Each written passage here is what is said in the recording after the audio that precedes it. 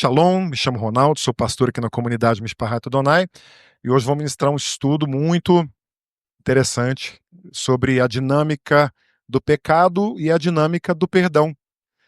E é o cerne da palavra, né? Deus nos criou, como eu falei aqui no início, a sua imagem, a sua semelhança, só que com o passar do tempo, existe dentro de nós algo que foi permitido ser deixado por Deus estar aqui, chamado de inclinação do mal e inclinação do bem. O ser humano, biblicamente falando, ele não nasce com pecado dentro dele. Uma criança nasce pura. E com o passar dos anos, ela vai podendo exercitar o domínio baseado na sua criação, no seu estudo, na sua ciência, né, no seu desenvolvimento, no seu intelecto, a dominar ou a se inclinar para o mal. Dominar o mal ou inclinar o mal, ou rejeitar o mal. E isso se chama Yetzer, inclinação, Hará, inclinação do mal, e Yetzer, inclinação, Hatov, do bem. E quem participou do estudo da semana passada, nós aprendemos sobre Lashon Hará, a língua má, ou Lashon Hatov, a língua boa. E são interligados, porque dependendo da inclinação que há no meu coração, a minha língua vai falar aquilo que é bom ou mal. A boca fala do que o coração está cheio, né? E coração não é só esse órgão aqui, né? Coração é o centro da nossa vida, da nossa emoção, né? Dos nossos desejos, dos nossos sentimentos. É uma mistura de corpo, alma, mente, a gente chama de coração.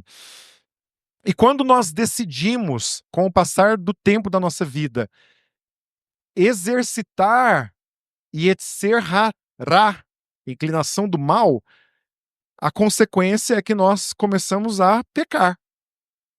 Quem que ensina? Qual é o pai que ensina? Um pai em sã consciência, né? Obviamente que isso deve acontecer em outros meios, mas ensina uma criança a mentir, a pecar. Normalmente não se ensina, né? Você pergunta, menino, quem fez isso? Foi ele. Ora, a gente está vendo que não foi, né? Você que fez isso? Não, não foi. Tá ali dentro aquela inclinação. E aí, conforme vai passando o tempo, né? Conforme principalmente a gente vai aprendendo a palavra, lembra do Shema que nós lemos? Que o pai tem que ensinar seus filhos durante todo o dia no caminho que deve andar, né? Diz o outro versículo. Aí a criança ela começa a ser moldada a obedecer aos pais e à lei de Deus. Mas qual é a dinâmica do pecado? Eu nem vou me pautar muito na questão da dinâmica do pecado, porque é muito mais interessante eu falar da dinâmica do perdão, e é muito mais importante entender sobre esse perdão e sobre uma vida pós-perdão do que exatamente sobre a dinâmica do pecado. A bem da verdade, as crianças que estão ali estão aprendendo o que é pecado, todos nós aqui já sabemos. Todos nós aqui já vivemos, todos nós aqui já temos consciência, né, de praticamente todos os pecados aí que a gente já sabe. Mas a dinâmica do pecado está em 1 João 2, 16 e 17, que fala que dentro de nós existe a concupiscência dos olhos, da carne e a soberba da vida. O que os nossos olhos veem, cobiçam, os olhos nos inclinam para aquilo que é mal. A carne tem aquela concupiscência, o desejo, aquela força que move lá dentro para ser saciada e suprida. E a soberba da vida que faz com que nós ajamos de forma incorreta diante de Deus. Os olhos, a carne e a soberba da vida. E aí isso faz o quê? Com que nós nos desviemos do caminho de Deus. Então hoje nós estamos aqui, todos nós que estamos aqui, com um pouco mais, um pouco menos de conhecimento, nós já conhecemos o caminho de Deus, a salvação, o que é o certo, o que é o errado, biblicamente falando. Pelo olhar de vocês aqui, todos já sabem. A gente já tem essa consciência do certo e do errado diante de Deus. Só que não saber da vontade de Deus sobre ser certo ou errado não nos faz impunes. Nós não deixamos de pecar por não saber. E eu gosto de dar um exemplo muito simples relacionado a isso, né? Acabamos de falar aqui de um acidente. Se eu não conheço uma regra de trânsito e eu a infrinjo, o guarda vai falar: desculpa, eu não vou te dar multa, você não sabia, né? Ele vai falar isso pra gente? Não vai. E eu vou me poupar talvez, de um acidente por isso? Não, mas a regra está lá. Então qual que é o o motivador que nós temos que ter como motoristas? Eu preciso aprender as regras de trânsito para não sofrer as consequências daquilo que pode acontecer. Só que é muito mais importante, e eu vou voltar ao contexto para a Bíblia, é muito mais importante entender o prazer, principalmente para nós homens, né, o de dirigir, o prazer de poder pegar uma estrada assim com um carro e fazer uma viagem agradável e ter amigos dentro do carro e desfrutar dos recursos que sejam tecnológicos do carro ou de um carro rústico, bruto, que vai me dar ali outro tipo de emoção, do barulho, do ronco. É muito mais prazeroso, entenda o link que eu estou fazendo, eu me deleitar na viagem que eu estou fazendo naquele carro, do que eu ter que me preocupar com as normas de trânsito. Qual motorista aqui que fica pensando, artigo 16 do Código Brasileiro de Trânsito fala que eu tenho que parar no farol vermelho. Artigo 72 do Código fala que eu tenho que dar preferência para viatura se alguém pensa isso aqui? Mas por que a gente faz voluntariamente? A gente aprendeu e a gente sabe que guardando aqueles recursos que foram impostos, de certa forma, pela lei, vai me permitir viver um trânsito feliz, adequado, tranquilo. Ainda que outros ao redor não o guardem, descumpram, gerem tumultos e acidentes, mas eu me deleito naquele momento fazendo o que é certo.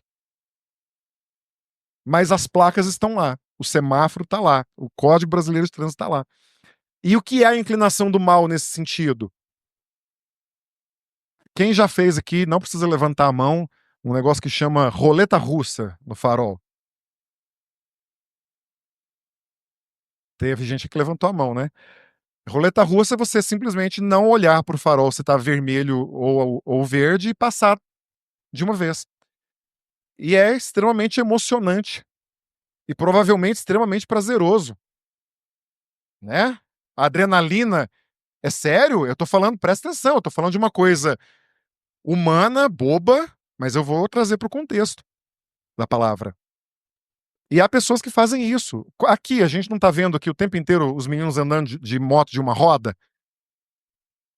É extremamente emocionante, prazeroso, gostoso, né? Edificante ali para aquele momento, né? Para ele se mostrando ali, né? Tem toda uma vantagem naquilo. Por que ele fez isso? Porque a inclinação do coração dele em relação ao Código Brasileiro de Trânsito é de não obedecerei. Código Brasileiro de Trânsito nenhum manda em mim. E consequência acontece. Mas enfim, vamos para o texto. Hebreus 10 vai falar da forma como Deus trata com o perdão. E começa falando que a Torá, a lei de Deus, a Torá nós conhecemos como Gênesis, Êxodo, Levítico, Deuteronômio, Números. Os 5 primeiros livros da Bíblia, na teologia normativa cristã, a gente chama de Pentateuco. A lei de Deus, a instrução de Deus, dizia que quando um ser humano pecava, ele tinha que pegar um animal. Havia outros tipos, né, de ofertas, mas precisava pegar um animal, uma pombinha, um boi, um carneiro, e ali, dependendo de todo um contexto, esse animal era morto, sacrificado, e precisava haver sangue. E o sangue daquele animal cobria aquele pecado. Ele era um pecado encoberto. E era extremamente eficaz. Para aquele formato, para aquele momento, era a única forma que existia para que pudesse haver perdão. Hoje, na nossa cultura, no nosso entendimento, é sem sentido, né? Fazer um sacrifício de um animal para poder ter perdão de pecado. Não cabe isso mais hoje em nós culturalmente. Mas então Hebreus 10 começa a falar: a lei de Deus tem em si uma sombra das coisas boas que virão, mas não a manifestação real das coisas originais. Portanto, essa lei nunca pôde, mediante os mesmos sacrifícios que eram repetidos incessantemente, ano após ano, conduzir ao objetivo de que se aproximava do lugar sagrado para oferecê-los. Ou seja, Aquele sacrifício não permitia que a pessoa pudesse chegar em plenitude diante de Deus, porque por mais que era um sacrifício eficaz, era só encoberto. Então um único homem que tinha acesso a entrar no Santo dos Santos, no lugar aonde Deus se manifestava. Um único homem, um único sumo sacerdote. De outra forma, já não teria sido cessada a oferta desses sacrifícios naquela época, se as pessoas que realizavam aquele sacrifício tivessem sido purificadas de uma vez por todas, elas não teriam mais consciência do pecado. Ou seja, haveria ali aquele sacrifício e a pessoa perderia o contato com o pecado. Seria verdadeiramente rompido, mas não era assim. Não, ocorre o contrário. Naqueles sacrifícios, aqui ele fala nesses sacrifícios porque na época ainda era válido. Nesses sacrifícios é uma recordação dos pecados ano após ano, porque é impossível que o sangue de touros e bodes remova pecados. Ou seja, era um sistema, ainda que extremamente eficaz, ele era falho. Mas era o recurso que Deus, ele era incompleto, a melhor pergunta, a melhor resposta, era incompleto.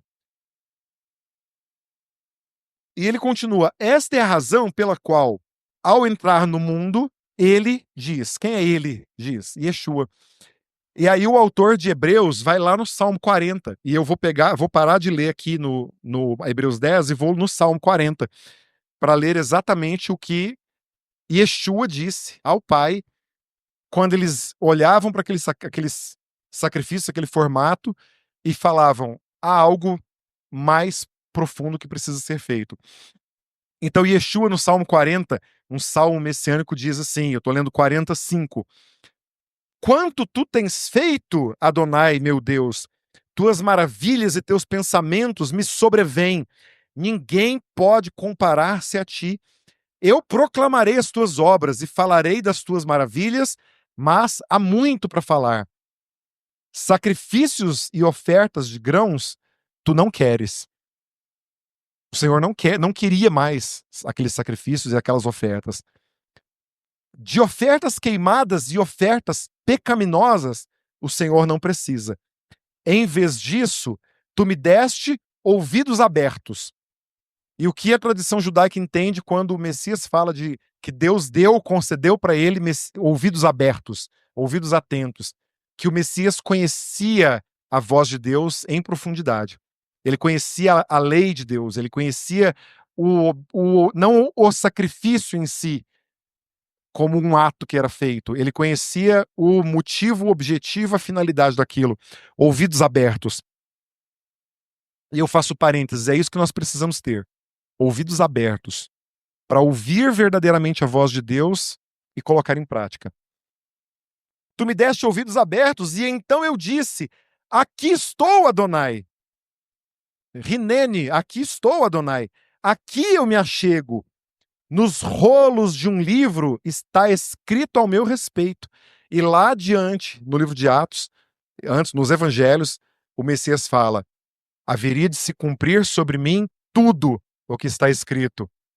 Tudo que está nos escritos e nos profetas. Na lei, nos escritos e nos profetas. E lá no Salmo 40 ele fala: nos rolos de um livro está escrito ao meu respeito. Cumprir o teu desejo, meu Deus, é a minha alegria. A tua Torá, a tua lei, está no fundo do meu coração. Qual é o maior dos mandamentos?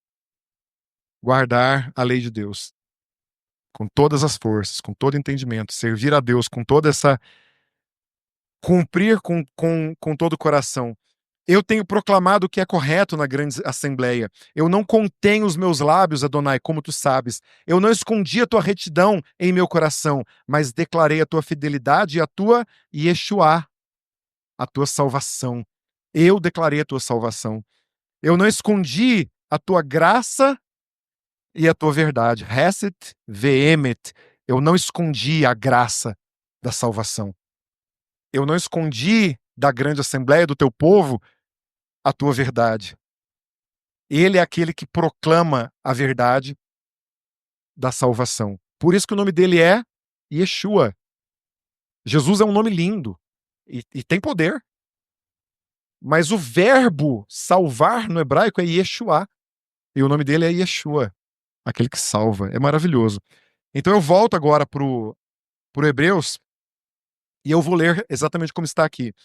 Esta é a razão pela qual, ao entrar no mundo, Yeshua, ele diz: não é a tua vontade receber sacrifício animal e oferta de alimento. Ao contrário, um corpo me preparaste. Aí ele traz num outro formato. Quando ele diz lá em Salmo, eis-me aqui, a interpretação foi: tu me deste um corpo. E esse corpo é o corpo perfeito, sem pecado, que será entregue no lugar daqueles animais. Já estou indo adiante. Um corpo me preparaste. Não, tu não tens agrado das ofertas queimadas e dos sacrifícios pelo pecado. Então disse: vejam, no rolo está escrito ao meu respeito: eu vim para realizar a tua vontade. Olha que maravilhoso. Ele já sabia o que ele ia passar por causa de nós. Então ele começa a explicar, eu não vou ler tudo, sobre a questão de como eram os sacrifícios queimados, que havia um sumo sacerdote, esse sumo sacerdote era aquele que preparava todas as coisas, entrava dentro do lugar sagrado, e ali ele ouvia que aqueles participantes ali do sacrifício eram perdoados ou não, e sim eram perdoados. E aí ele continua, tô lendo 10:15. O Ruach HaKodesh, o Espírito de Deus, nos dá o testemunho, porque depois de dizer: esta é a aliança que farei com eles depois daqueles dias, diz Adonai, porei a minha lei, a minha Torá no seu coração e as escreverei em sua mente. Olha da onde Deus está trazendo, de sacrifícios de animais para obediência. E aonde que essa frase é dita novamente? Aqui ele está lendo Jeremias 31. Aonde que essa frase é dita novamente? Colocarei a Torá no coração e escreverei na mente. Quando Yeshua está celebrando Pessah, a Páscoa, e ele pega o cálice e fala: esse é o cálice da nova e eterna aliança. E nova aliança está escrito em Jeremias 31, esse texto. Viver a aliança do Messias no sangue é guardar os mandamentos no coração e na mente. Que é exatamente o que eu falei sobre a lei de trânsito. Por que você não fica lendo o código de trânsito dirigindo? Porque ela já está na tua mente e no teu coração. A lei de Deus, ela precisa estar na mente e no coração para que antes de pecar, eu já conheço, eu já sei. E eu já tenho temor. Só que só conhecer é insuficiente. Por que é insuficiente? Porque a gente muitas vezes volta a pecar. E ele vai tratar sobre isso. Então Deus vai escrever a Torá no coração e na mente e acrescenta, eu estou lendo 17, dos pecados e das iniquidades deles não me lembrarei mais. Todo o pecado que foi vivido e foi retirado pelo Messias, o Senhor não mais lembra dele. Tem um outro texto que diz que os pecados são confessados e são lançados no mar. E o mar não é do esquecimento, tá? Não existe um lugar chamado mar do esquecimento. Deus lança no mar e deles não mais se lembra. Então a gente começou a entender como é que Deus está tirando do velho modo do perdão e está entrando no Messias. Ele se voluntaria, ele se reconhece como corpo, ele diz que vai obedecer à vontade do Pai. Aí ele fala que vai se oferecer na Páscoa como o corpo e oferecer o seu corpo e o seu sangue como sacrifício, mas esse sacrifício, esse sangue, está intimamente relacionado com escrever a lei no coração e na mente. Continua, 18. Onde há perdão desses pecados, não é mais necessário sacrifício. Todo pecado confessado não precisa mais de ser vivido, de ser arrependido, de ser sacrificado. Em qual sentido? O sacrifício do Messias foi suficiente. Qual pecado que não é perdoado? Eu nem vou falar da blasfêmia contra o Espírito Santo. Posso falar sobre isso, já que eu toquei no assunto. O, o pecado que não é perdoado é o pecado que não é confessado. E tem um outro pecado que não é perdoado, que é o melhor de todos. É o pecado que não é cometido. O que é melhor, gente? Você saber que há perdão para o seu pecado ou você saber que não precisa pecar? É óbvio. É óbvio. É como acordar de manhã e falar que vontade de sentir cheiro de airbag estourando na minha cara. Faz sentido? Os irmãos que tiveram acidente aí agora? Que vontade de sentir. Inclusive, tem uma coisa muito interessante, eu vou contar isso porque ilustra e é engraçado. Um rapaz roubou um carro, ele era dependente químico, e ele foi roubar uma fazenda. E era a fazenda que tinha ajudado ele por muitos anos, por muitos meses, né? E ele sabia onde estavam todas as coisas dentro da fazenda. E ele sabia que ele poderia entrar para roubar, que tinha como ele entrar para roubar. Só que quando ele entra na fazenda, o carro cai no mata-burro, de lado, e estoura o airbag na cara dele. E ele fica meio desmaiado, e segundo ele, o airbag tinha cheiro de enxofre. Era um cheiro de queimado, né? Porque é um gás, uma explosão que tem dentro do airbag. E ali, quando ele começou a voltar à consciência, ele começou a sentir aquele cheiro, veio um arrependimento muito forte no coração dele, porque ele achava que ele estava no inferno, por causa do cheiro do enxofre, que era muito forte, o cheiro do queimado, que era muito forte. Aí, quando ele tomou consciência, e ele entendeu que foi um livramento de Deus, né? Para ele não entrar lá e se arrependeu, né? Tudo. Mas, enfim, ninguém acorda de manhã com vontade de se acidentar. Então, na dinâmica do pecado, na dinâmica do perdão, o pecado ele precisa ser elevado à condição de acidente. E se pecarmos, há um advogado junto ao Pai. A gente não continua pecando voluntariamente. Portanto, irmãos, 19, temos confiança para usar o caminho aberto por Yeshua até o lugar especialmente sagrado, o Santo dos Santos. Quando Yeshua morre, o véu aonde entrava só aquele homem para ter contato com Deus se rasga de cima a baixo. E em um outro lugar fala que esse véu é o corpo, como se fosse o próprio corpo do Messias, rasgado para que nós pudéssemos ter acesso ao Pai. Ele o inaugurou para nós, o novo e vivo caminho, através da, aqui fala paroquet, através da retirada do pecado, da propiciação do pecado, mediante a sua carne. Nós temos também um grande Kohen, um sacerdote, sobre a casa de Deus. Esse Yeshua é aquele que, a partir do momento que ele olha para nós e nos vê cumprindo os mandamentos, abandonando os pecados, andando no caminho, nesse novo e vivo caminho, ele nos conduz ao Pai. Ele é o sumo sacerdote que nos conduz ao Pai.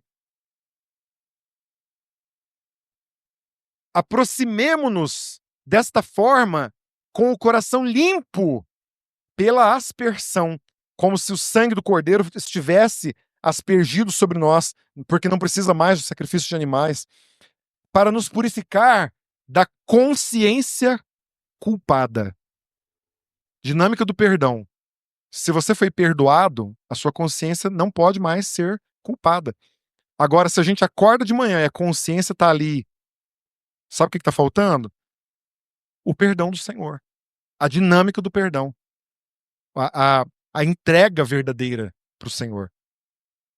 Aproximemos do lugar sagrado com o coração sincero, na plena certeza que procede da confiança, da fé, que é inabalável. Com o coração limpo, de novo, pela aspersão, para nos purificar da consciência culpada. E tendo o corpo lavado com água pura. E aqui está falando de quê, queridos? De batismo. E eu tenho falado de batismo toda sexta-feira que eu pego no microfone. Começamos ontem um curso de batismo com uma pessoa que vai batizar. Que um dia acordou de manhã desesperado, falou assim, não posso mais perder tempo. Todo aquele que crer e for batizado será salvo. Não posso perder mais tempo. E me ligou e falou assim, me batiza. E a vantagem dele é que ele já tinha feito o curso antes, né? Então vai batizar mais rápido. Continuemos apegados com firmeza a essa esperança. Aquele que fez a promessa é digno de ser confiado. Mantenhamos a atenção. Aqui, olha que interessante. Bom, finalizando. Se partimos de um sacrifício que era incompleto, passamos por um sacrifício perfeito do Messias, todo mundo sabe da morte e ressurreição de Cristo, verteu sangue em favor de nós, nosso pecado foi retirado. Qual pecado? Todo. Aquele que a gente reconhece e confessa. E a gente só reconhece e confessa se a gente conhece, sabe que ele é pecado. Por isso a gente tem que conhecer a lei de Deus. Jesus não aboliu nenhuma lei. Ele fala: eu não vim para abolir a lei, eu vim para cumprir, para dar exemplo, para que vocês também cumpram. Cumprimos as leis, guardamos os mandamentos, andamos no caminho da santidade, entramos no Santo dos Santos guiados por ele. Ou seja, estamos santificando a nossa vida. Aí sabe o que ele vai começar a falar aqui agora? De relacionamento entre nós, entre pessoas. E isso faz parte da dinâmica do perdão, porque uma pessoa perdoada não pode ficar sozinha. E a maior parte dos pecados que se comete, ou é sozinho, ou é com mais uma pessoa, ou com um grupinho, tirando o carnaval. A maior parte dos pecados de um indivíduo é sozinho, é aqui, na mente. Então ele começa a falar o seguinte, ó. Mantenhamos a atenção dada uns aos outros para nos incentivarmos ao amor e às boas obras. Sabe como é que a gente para de pecar? Quando a gente começa a dar atenção uns para os outros, quando a gente começa a andar com pessoas que têm a mesma visão, o mesmo propósito, o mesmo desejo de santificar. Um edifica o outro, um corrige o outro, um edifica o outro. Quando uns incentivam os outros ao amor, e a gente está ali o tempo inteiro se fortalecendo. Eu ouvi um negócio muito triste, né? Diz que existe uma reunião que chama Sobat. É o Shabat e tem o Sobat. É só contenda, é só discórdia, é só briga, é só discussão. Não vivamos o Sobat, viu? Mas nos incentivarmos ao amor e às boas obras. O tempo que você viveu no pecado é, no mínimo, o tempo que você tem que gastar, estou falando de tempo em horas, que você tem que gastar na presença de Deus, no mínimo. Eu passava dias e dias nas festas, nas boates, nas coisas, aí na presença de Deus, você quer ficar num culto de sexta-feira, de sábado, de domingo? Que balança é essa? Vamos lá? Nos incentivarmos às boas obras. Nós temos que agir no reino, fazer coisas. A nossa salvação não é por obras, mas nós somos chamados para boas obras. Se tudo que você está fazendo na presença de Deus é vir numa reunião, lamento. Estou te exortando. Tem mais coisa para fazer. Você precisa investir mais tempo na presença de Deus, em amor às vidas, em trabalho, em ações, em boas obras. 25. E não negligenciamos as nossas reuniões congregacionais, como fazem alguns. Pelo contrário, procuremos nos encorajar. Isso está no contexto de perdão, santificação. Você quer viver uma vida de pêndulo?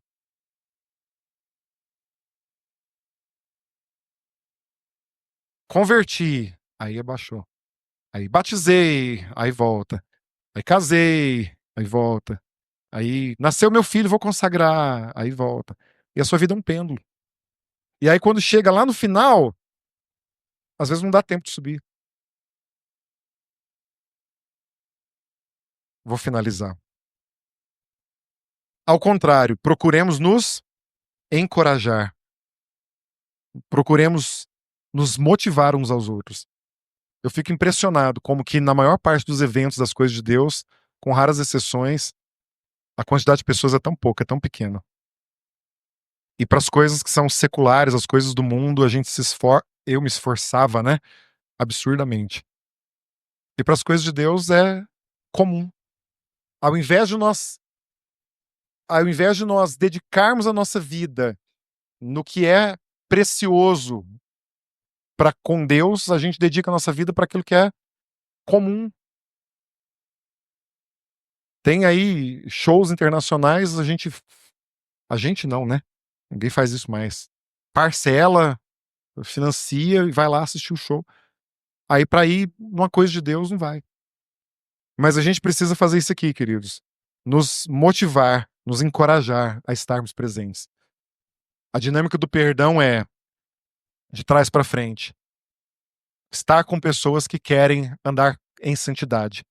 Se a pessoa que está do seu lado não quer andar em santidade e você está propondo para ela andar em santidade junto com você, essa pessoa não é digna de estar do seu lado.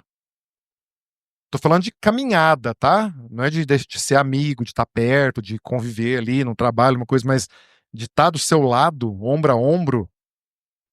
Também não tô falando de casados, tá? Porque às vezes os casados têm ali um certo dificuldade, não vai divorciar por causa disso. Mas se a pessoa que está do seu lado não quer santificar e você quer santificar, eu aprendi um ditado que diz o seguinte: nada que te separa de Deus vem de Deus. Vamos repetir isso junto? Porque essa é uma frase que eu quero que marque na sua vida. Nada que te separa de Deus é de Deus. Deus não te coloca coisas que vai te separar dele. Nos encorajar a estar juntos, andarmos juntos, não deixar de congregar, não negligenciar as reuniões, andar em boas obras, ver as atividades, a forma como você está gastando a sua vida em relação às coisas de Deus. Depois, incentivar uns aos outros ao amor, manter a confiança no sumo sacerdote que nos conduz ao caminho, que nos conduz ao Pai, porque ele é aquele que verdadeiramente perdoa o nosso pecado e nos tira da transgressão. Todo pecado confessado é perdoado. Agora, todo pecado que é cometido voluntariamente, insistivamente, a tradição judaica fala que o pecado voluntário é o pecado da mão direita. A mão direita, a destra, né? A destra é a forte. O pecado cometido voluntariamente, aquele que você não quer largar, que você não deixa, ele não resta sacrifício. E a palavra diz que quando você é exortado a abandonar o pecado por alguém, a vida da pessoa que te exortou está livre diante de Deus. Se há pecado, conserte, confesse, corrija e abandone. Se um pecador se arrepende, a salvação desse pecador é garantida, né? E a vida daquele que exortou é garantida. Se isso é um texto tão forte. Se uma pessoa que está firme na presença de Deus peca e continua vivendo em pecado, há perdão? Há perdão. Há perdão. Desde que se posicione. Agora,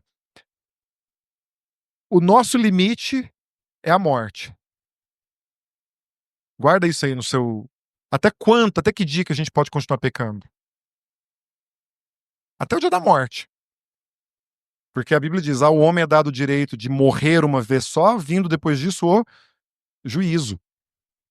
Então, amados, todos nós que estamos vivos e com esse direito de podermos parar de pecar.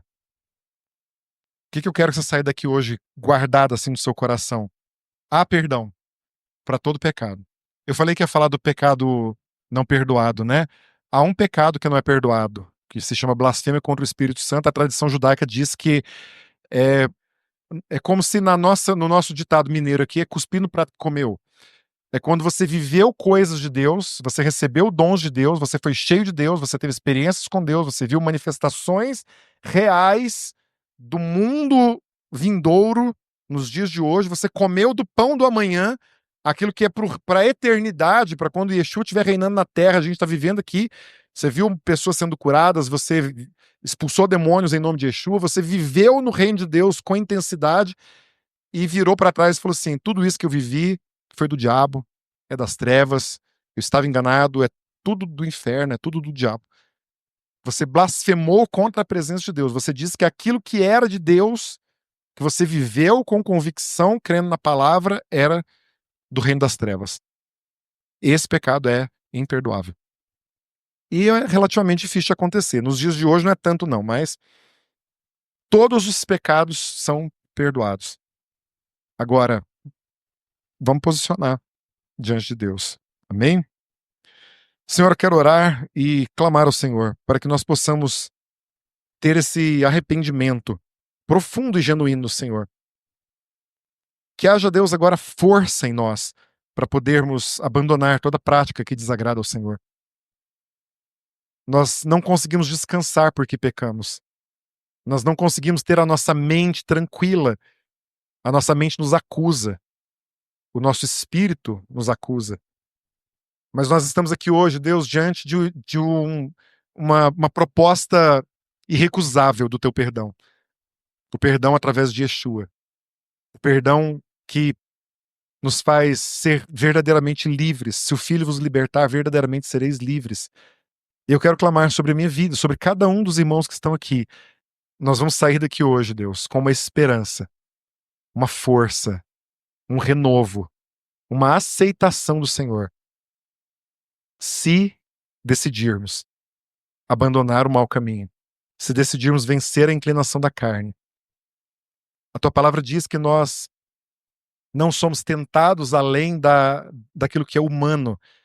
E junto com isso, o Senhor ainda nos dá o livramento, ou seja, a saída, a solução. Portanto, Senhor, eu oro agora por cada um dos meus irmãos que estão aqui, que possamos entrar no descanso. Entrar no Shabat é entrar na salvação, é uma alusão a entrar na eternidade, mas entrará na eternidade quem estiver em santidade, quem estiver cumprindo a tua palavra, andando retamente nos teus caminhos. Senhor, tu já tens colocado na nossa mente, no nosso coração, essa Torá, essa lei para vivermos. Então, Senhor, nos dá agora obediência. Obediência. Para escolhermos as companhias, para andarmos nos ambientes corretos e para fazermos boas obras. Eu te adoro, te bendigo e te exalto. E eu quero, Deus, a salvação de Yeshua sobre a minha vida e cada um dos meus irmãos aqui. Amém, amém, amém.